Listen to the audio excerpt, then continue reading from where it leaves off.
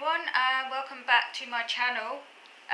In today's video, I want to talk about the Panorama documentary, which has been very much discussed lately on social media. It's the Panorama BBC documentary, which you can watch on iPlayer if you have a BBC license. I watched it on iPlayer. Private and ADHD Clinics Exposed, that's the name of the documentary. As I say, it's Panorama Undercover Investigation. So, in this documentary, the undercover reporter, whose name is Rory Carson, was contacted by the mother, a worried mother, of a 21-year-old woman who was diagnosed with ADHD after a 40-minute chat online at a private clinic. So as I say, this worried mother contacted Panorama to investigate the situation, because her daughter was prescribed very powerful drugs after this diagnosis, which, as I say, was diagnosed after only 40-minute chat online.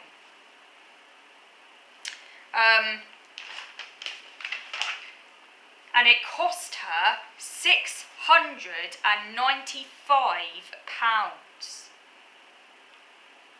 And the private prescription cost for the medication cost an additional £100 a month. The first thing that the documentary made clear was that it is only ADHD if the symptoms severely affect daily life. The symptoms, take that one in, the symptoms have to severely affect daily life. I mean, that's the same with any neurodevelopmental condition, including autism. There has to be clinically significant impairment. So it's not just enough to have traits or symptoms. As many people have traits or symptoms, that is not enough. That does not equal disorder. That does not equal impairment. Then there's no condition. It's as simple as that. I know the NDM beg to differ, but remember, their ideology, not fact. The facts are the facts. You have to be impaired, you have to be disordered, you have to have an affliction to get a diagnosis, otherwise you don't have the condition. It's as simple as that. So yes, so it did make that clear at the start of this documentary that ADHD is a medical condition. And that there is an important distinction between the symptoms that we can all experience and ADHD. But that important distinction often gets lost. And I completely agree with that. And I would say that is the same with autism. I'm autistic, as you know, I'm diagnosed autistic. I haven't been diagnosed with ADHD ever in my life. I'm not sure whether or not I might have traits of it. I don't know, because I've never been assessed. I can't self-diagnose. Self-diagnosis is wrong, completely and utterly wrong. I'm not sure. 50-50. I might have it, I might not have it. I don't know. I think, to be fair, I do think that the traits of it I do have are probably better explained by my autism. And I certainly don't want to take medication. So, anyway, we must stick to the documentary. That's just a little bit of a personal aside. In actual fact, most autistic people do have traits of ADHD. There's a great deal of overlap, but that doesn't mean all autistic people have ADHD. However, there has been a great explosion of autistic people getting diagnosed with ADHD since they got rid of the autism exclusion criterion, wherein if you were diagnosed autistic, that trumped everything else. Personally, I actually think that was a lot better, the old system, because I do think, unfortunately, I don't think that all these autistic people getting diagnosed with ADHD actually have ADHD. I think some of them genuinely do, admittedly, and I know I guess it's controversial, but I personally prefer the old system where autism trumped all the other diagnoses, because I think what's happening now is a lot of people getting a really long list of diagnoses, and that can just seem a bit silly if you ask me. But anyway, sorry, I'm going off on a tangent. Back to the documentary. Yeah, personally, I do think that ADHD is overdiagnosed. It's a controversial opinion. I do think it is, just as I think that autism is overdiagnosed. But I also do think that there's a lot of underdiagnosis occurring as well. It's both overdiagnosis and underdiagnosis.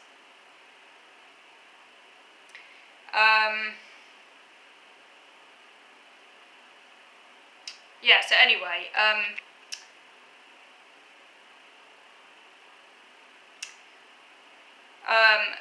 so he looks briefly at some of the surveys, some of the ADHD tests that you can take online, which can give an indication of whether or not you might have it. For example, you find it really hard to tidy up as you go along.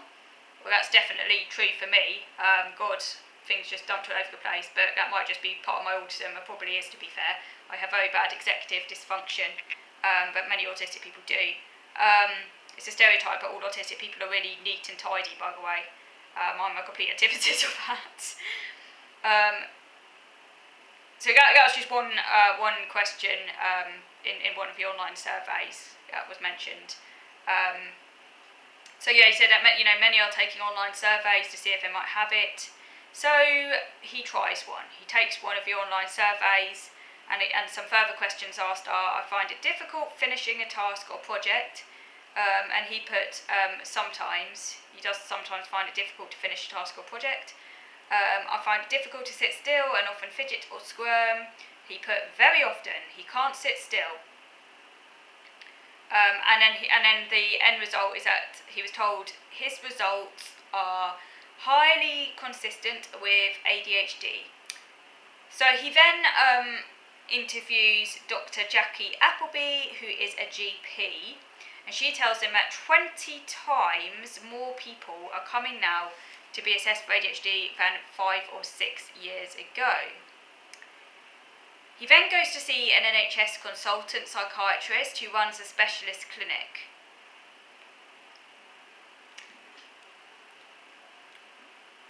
To find out if he has ADHD. Dr. Mike Smith, the psychiatrist, says patients are now waiting more than 5 years for an ADHD assessment at his NHS clinic. Take that one in, more than 5 years. That's a really, really, really long wait.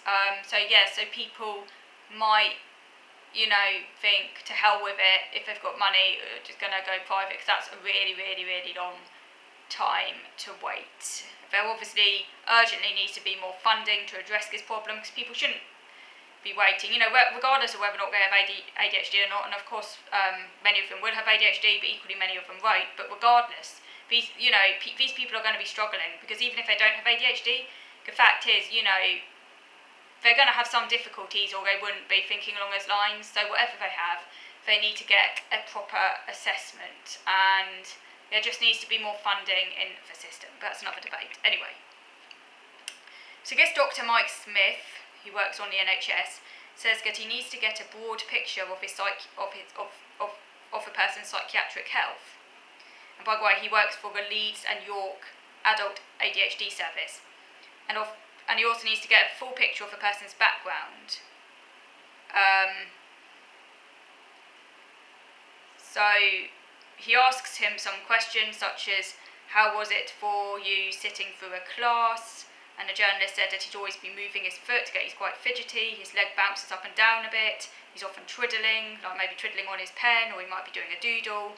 So he's asked lots of questions along those lines, and this NHS assessment lasts more than 3 hours, and it covers almost every aspect of his life. He is then told at this stage that he doesn't have a diagnosis of ADHD in any of the 18 symptoms. He does not meet the threshold.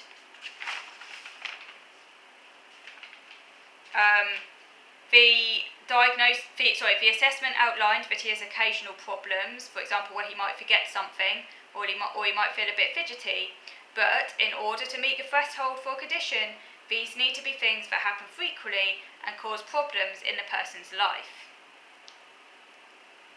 So the assessment that he got on the NHS was very, very thorough. It followed the guidelines of the National Institute for Health and Care Excellence, or NICE. But he is told that some private clinics aren't as careful. He was told by patients and former employees of these private clinics that almost everyone who goes to the private clinic ends up with a diagnosis of ADHD. And that's what he was told, which can't be right, because, clearly not everyone who goes for assessment is going to have a condition. And one clinic in particular keeps coming up, namely Harley Psychiatrists in Harley Street, London. So he talks to a former employee from Harley Street Psychiatrists, and she says that when she started work, Harley had around 500 patients, but now they have assessed about 9,000. Hardly any at all, she said, were told that they didn't have ADHD.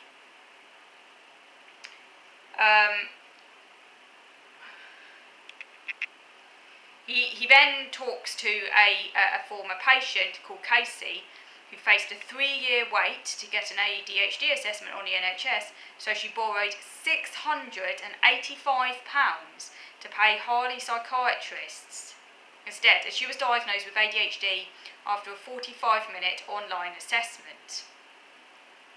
So this is when the journalist goes undercover as a patient. Okay, so I'm going to move over to video number 2 now to carry on discussing this documentary. So, moving over to video number 2.